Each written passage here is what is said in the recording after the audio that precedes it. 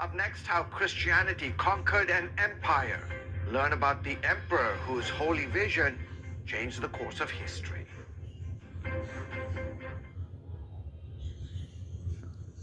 Welcome back to Christian World News. Rome is honoring its most historic figures, the emperor who embraced Christianity, enabling its spread throughout the empire.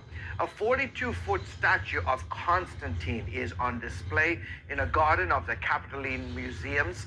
It's a replica, of course, of a statue the emperor commissioned in 312 AD, reconstructed by using 3D modeling from some of the original pieces. History records Constantine prayed for victory in battle and had a vision of a cross with the words, "In this side, conquer." Constantine's vision changed the course of history. Christianity, as you know, began with a small group of Jewish believers in a remote corner of the Roman Empire. Well, 300 years later, it became the official religion of Rome. So, how did Christianity conquer the empire? Here's the story of Constantine the Great.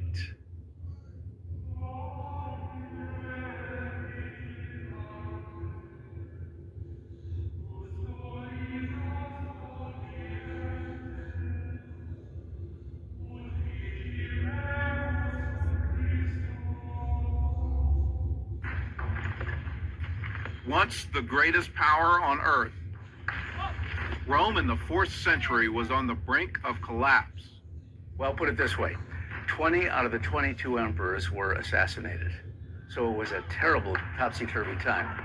2 co-emperors fought for control, Constantine in Great Britain and Maxentius in Rome. The empire was ravaged by war, poverty, and the persecution of Christians, the bloodiest in history. When Christians are under duress, they certainly stand up for the faith magnificently with God's help. And the result is quite dramatic. And Christians in Rome were about to find a champion in Constantine.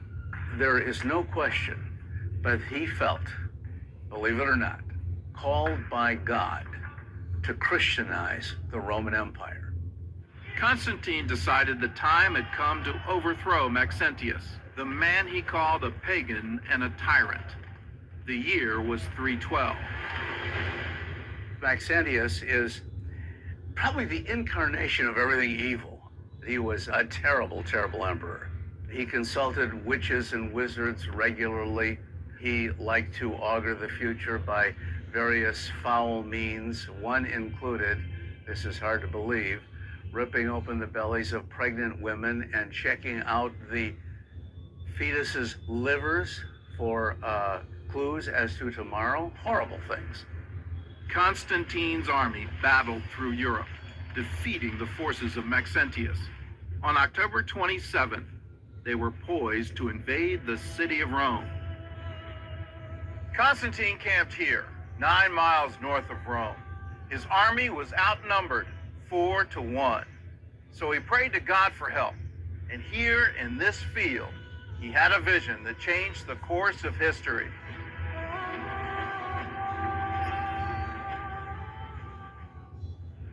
Around noon, Constantine looked up at the sky and saw a sign above the sun.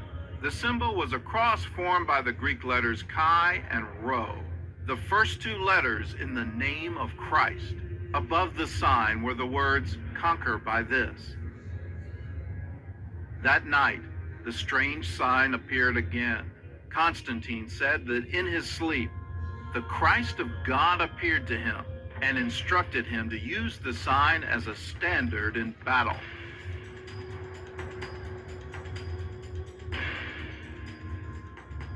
The next morning, Constantine ordered his soldiers to mark the symbol on their shields, and under the sign of the cross, they headed for Rome.